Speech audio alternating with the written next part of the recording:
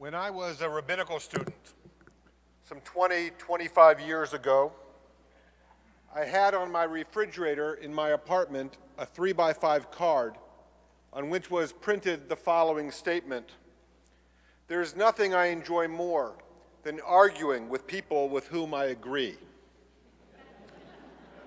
This pithy turn of phrase encapsulated for me so much of what I love most about the rabbinic tradition and the education I was receiving both within and outside of the classroom. Of course, my classmates and today my colleagues and I did not then and do not now always agree, any more than did the rabbis of old.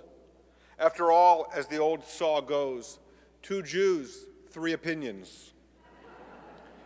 The goal of Judaism and of the back and forth argumentation on which we pride ourselves, or of Chavruta study, wherein 2 students approach a text in tandem, precisely to elicit and to spark new ideas and new questions between them.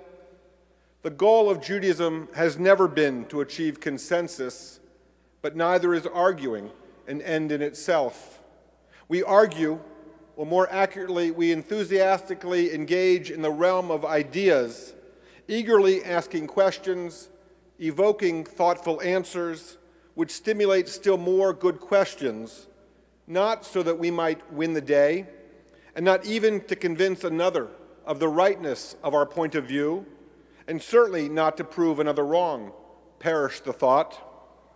Rather, we engage in dialogue and argue with one another to open our own minds to the perspectives of others, so that we might better understand our own opinions in relationship to those of others, so that we might acquire a more honest appreciation and a deeper understanding of the views and truths of another as a direct result of our probing our own opinions and perspective.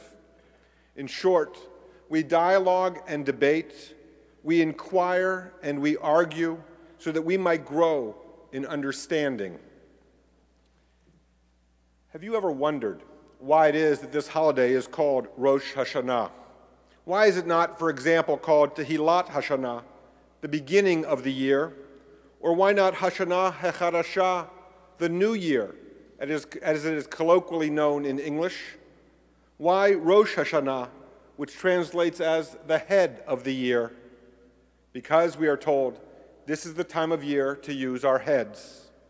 This is the season of the year when we think about what has transpired over the last 12 months between ourselves and our companions and colleagues.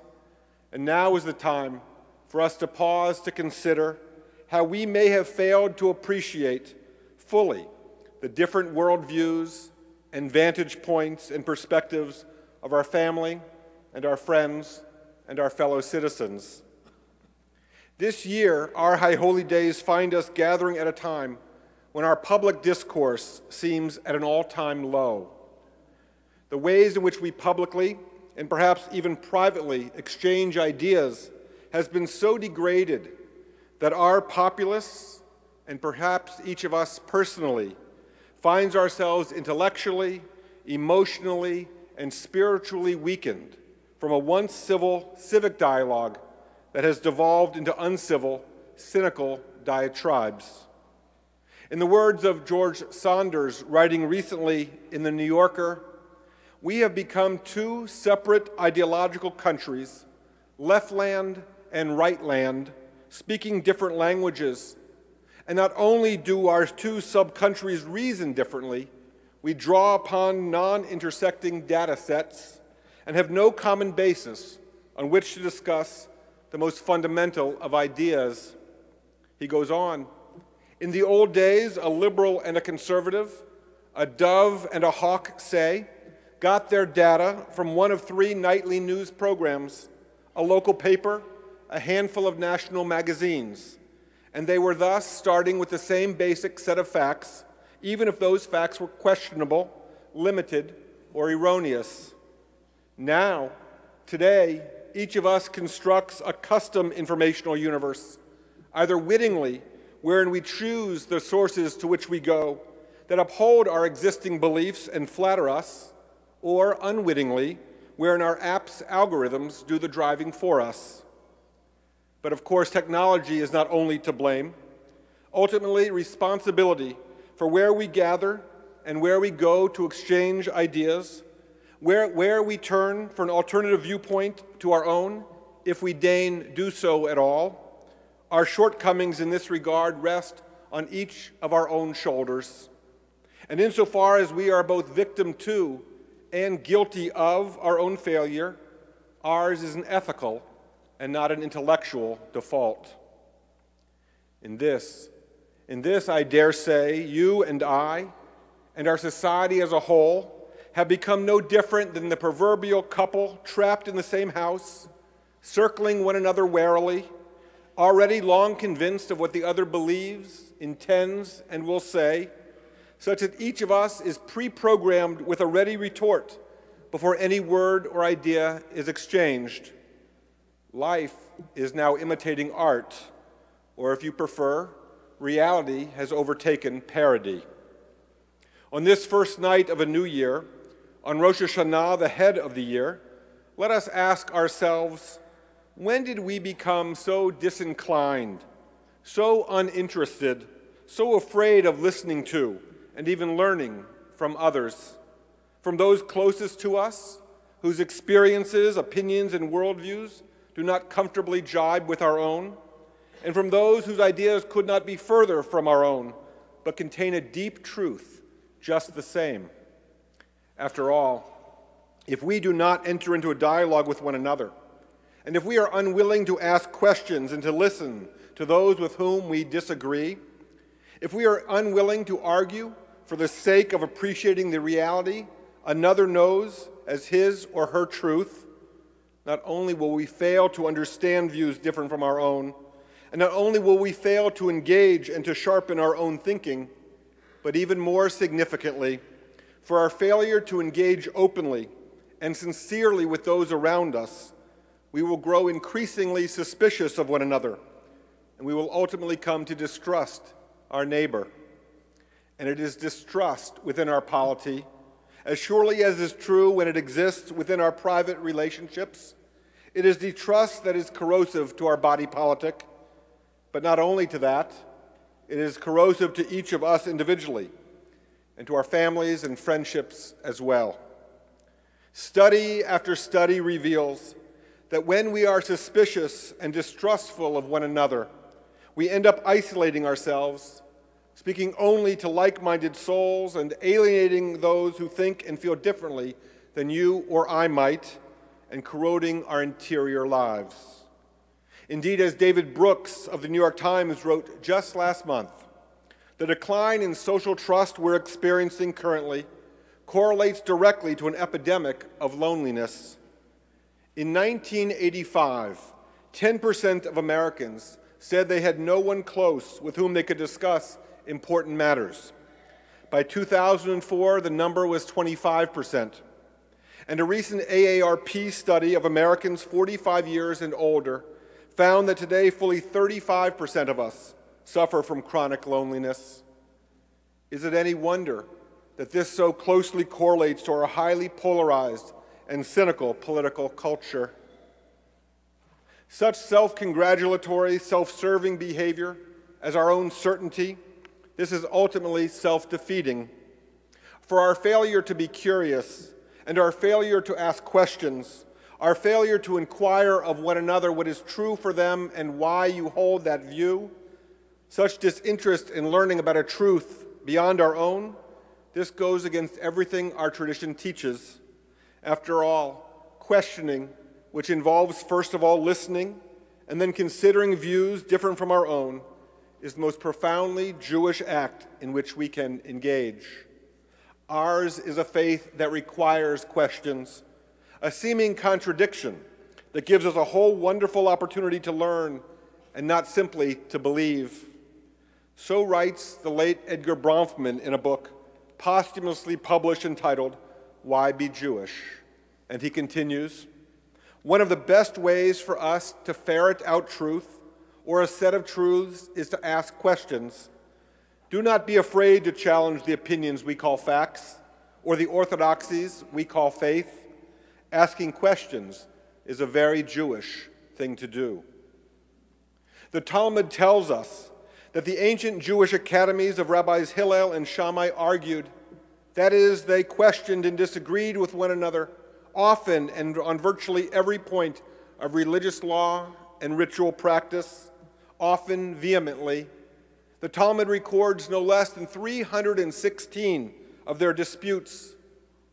Nonetheless, we are also taught that Hillel and Shammai shared their differences openly and respectfully, and with an openness to learning from one another, to being intellectually and spiritually stretched by one another. And always their disagreements were for the sake, l'shem Shamayim, for the sake of heaven, for the sake of enlarging their own views, enhancing their appreciation for and their understanding of the people in front of them, as much as they were concerned with the issues at hand. A scholar requires a serious interlocutor, our tradition teaches, and so it is, I tell you this night, that it is for each of us. Our search for understanding and truth is neither an isolated nor a solitary pursuit. We must find and cultivate friendships, not only with like-minded folks, but too with those whose views differ from our own, persons worthy of our respect who, for their holding different opinions than any one of us, will appropriately challenge our own inherent assumptions and biases, even as we may serve the same function for them. There are times when only the friction that is generated by rubbing up against the texture of another's point of view, it will only be this that will generate the heat as well as the light that will allow new ideas and novel understandings to emerge and to be revealed. And so we must engage and argue and dialogue and debate with one another, therein learning from one another. Difference of opinion and the questions they elicit have long been at the heart of revealing profound truths and spurring spiritual creativity. And indeed, revealing truths hidden within our differences, this lies at the very heart of what Judaism knows to be wisdom, the definition of which is not amassing the most facts or the most knowledge, but rather in our ability to humbly recognize that we have something to learn, if only about ourselves, from all people and from all opinions. And it is for this reason that our tradition records not only the prevailing majority opinion in the arguments between Rabbis Hillel and Shammai, but the minority opinions as well.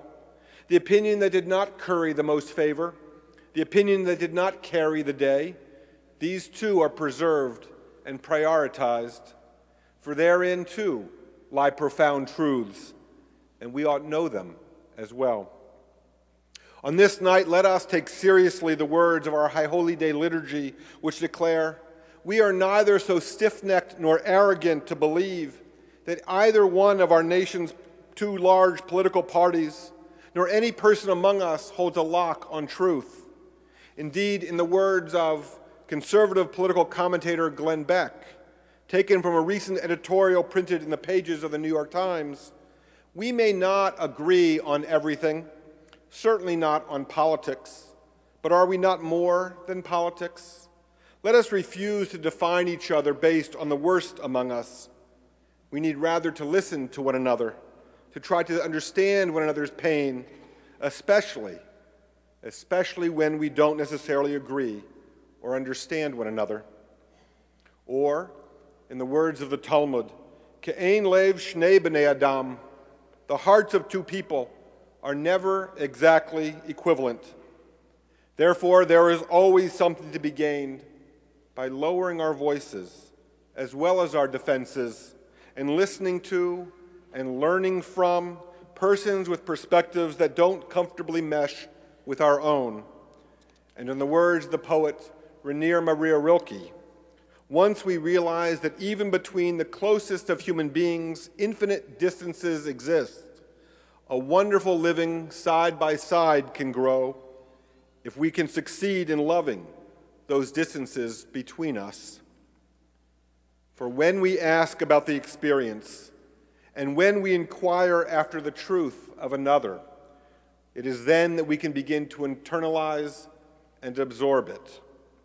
And with this understanding in hand, we have what we require to learn something from every encounter and to grow in some way from every experience with every person. And it will be in this way that we shall grow in wisdom. There's a story that is told of Rabbi Simcha Bunim, who once went on a walk with his disciples. Along the way, he and his entourage encountered two groups of Jews, each engaged in conversations among themselves alone. Said Rabbi Bunim to his students, "Do you see those Jews over there and over there? They're dead." The young men were confused, and the group walked on in silence until one said to the rabbi, "What do you mean that they're dead? They look perfectly alive to me." "They're dead," replied the rabbi. "They're dead because they have stopped asking questions of one another. They speak only among themselves and no longer seek common ground with those with whom they share the earth." The group continued further on in silence until finally a second student spoke, "And Rabbi, how do I know that I'm not dead?" "Because," Rabbi Simcha Bunim responded, "because you asked." Tonight, as we enter this new year, let us pledge to inquire of one another's experience. Let us ask after each other's opinions. Let us argue to understand about one another's truth, not so that we may change one another's mind. We shall be unlikely to be successful in doing so, nor so that we may refute what another holds dear. For in attempting to do this, we shall win no friends, nor so that we may write off those who do not share our opinion of what may seem so incredibly obvious. Rather, so that we may come to know the heart of another, so that we may draw close to one another. Do you remember that 3x5 card that I had taped to my refrigerator door? The one that stated, "There is nothing I enjoy more than arguing with people with whom I agree"? That was good for then, when I was younger, in a yesteryear, but it will no longer suffice. Not for me, not for any of us, not this night, not this year. It is no longer sufficient for us to talk only to those who already agree with us, to speak only among ourselves, only with those who think as you or I might, not that you or I necessarily agree with one another. For to do so is to live a lonely life. To do so is to die a spiritual death. Rather, let us, on this Rosh Hashanah, this head of the year, let us engage, inquire, and argue so we might grow in understanding. Let us ask so we may gain a deeper appreciation for the experience, perspective, and truth of one another. After all, we need the challenge posed by ideas other than our own. And so let us engage, argue in the best spirit of our tradition, L'Shem Shamayim, for the sake of making all of us a bit less certain of ourselves, a bit less suspicious of one another, a bit less lonely, and perhaps a bit more loving. For it will only be in this way, and this way alone, that we may yet enter this new year, 5777, more alive, more appreciative, more humble, more wise. Shana Tova.